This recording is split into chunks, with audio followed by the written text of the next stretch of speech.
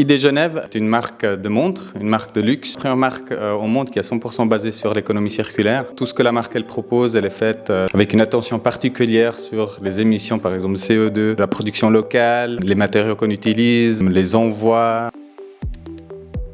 L'économie circulaire, simplement, c'est imiter en fait le cycle de la nature. Ça veut dire que tout ce qui est produit avec un souci quand même de pouvoir le réutiliser à l'infini, de le mettre dans une boucle en fait. Si on prend comme un exemple la montre qu'on produit, l'acier qui est utilisé dans nos montres, au lieu d'être un acier traditionnel, ici on a un acier qui est 100% recyclé et puis du coup on n'a pas du tout besoin de faire de l'extraction des mines. Le bracelet, on a décidé de partir sur des alternatives, des cuirs qui sont issus de matières plutôt recyclées ou réutilisées, qui sont issus de déchets de raisin, de vinification, ou bien des déchets verts des parcs londoniens avec Treekind, qui est une start-up biophilica à Londres avec laquelle on a développé une matière qui est 100% biodégradable. Au lieu d'utiliser du mouvement neuf, en fait, nous on a décidé d'utiliser un mouvement qui est reconditionné. Après, on a des packaging qui sont très innovants aussi dans le milieu du luxe et puis tout court dans l'industrie, qui est un packaging fait 100% en algues qu'on peut dissoudre dans l'eau. Et une fois qu'il est dissous dans l'eau, après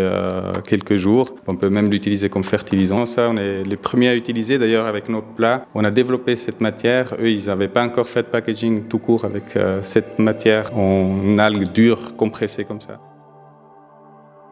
C'est une collaboration avec Compare, une start-up de l'EPFL, qui a développé une résine particulière. C'est une résine qui est autoréparante, c'est une première mondiale et eux, ils ont un brevet là-dessus. Et puis avec eux, on a travaillé sur un carbone qui soit autoréparante parce que ça, en fait, ça prolonge la vie d'un produit. Et des fibres de carbone qui sont issues de déchets de la production des éoliennes. Du coup, on a un impact aussi mineur sur cet aspect-là. Du coup, l'ensemble du produit, le carbone qui a été développé, qui est régénératif, il est le plus bas possible au niveau des rejets CO2.